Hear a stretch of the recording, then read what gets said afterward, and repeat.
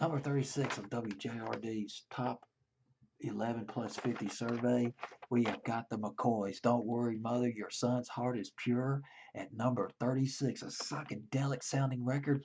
As a matter of fact, I read a YouTube comment that Rick Derringer had thought that this was one of the best songs he ever written.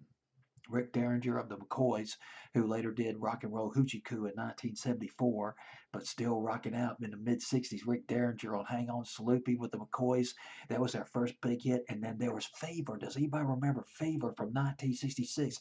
Done back in 1956 by Lil Willie John, covered by Peggy Lee and the McCoys. They did a rip roaring rock and roll, those drum beats version of Fever. And then they came out with Come On, Let's Go, the Richie Valens record. Did a nice cover of that by McCoy's did a nice cover of that Richie Valens record. And we come to Don't Worry Mother, Your Son's Heart is Pure. Uh, this was off the Bang record label. Burt Burns. Burt Burns. Again, I mentioned him in a previous, talking about a previous record on this countdown. But Burt Burns, he was a staff producer at Atlantic Records. He co-wrote Twist and Shout. He co-wrote Piece of My Heart, which was later covered by Irma Franklin and then Janis Joplin. And he also co-wrote I Want Candy by the Strangeloves, but in partnership with the Atlantic record label, Burt Burns formed a Bang label and made a big sign. He signed some pretty big people, or artists that would later become really big, like Neil Diamond, Cherry Cherry, Girl You'll Be a Woman Soon, Solitary Man, all off the Bang label. Neil Diamond's early hits off the Bang label. And Burt Burns, though, passed away in 1967. But anyway, the McCoys, they were off the Bang record label.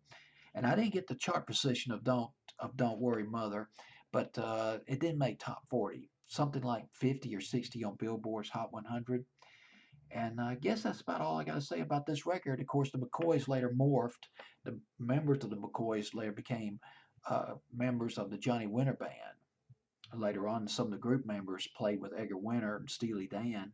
Later on, of course, this would be in the 70s. And we got the McCoys. It's a fantastic psychedelic record. This sort of this is kind of like this is almost like kind of like the Strawberry Alarm Clock. This is sort of a love-in record, a record that you'd play in the background where you're in this love in, the psychedelic love ins, the incense and all that, and the swirling psychedelic colors enveloping you. I mean, it's just a perfect vibe for this record by the McCoys. Don't Worry Mother at number 36 on WJRD's Top 11 plus 50 survey. Boy, do I just love this survey. Don't you just love it? Let's take a look at this. They don't make surveys like this anymore. They sure don't. The date is October 31st, 1966.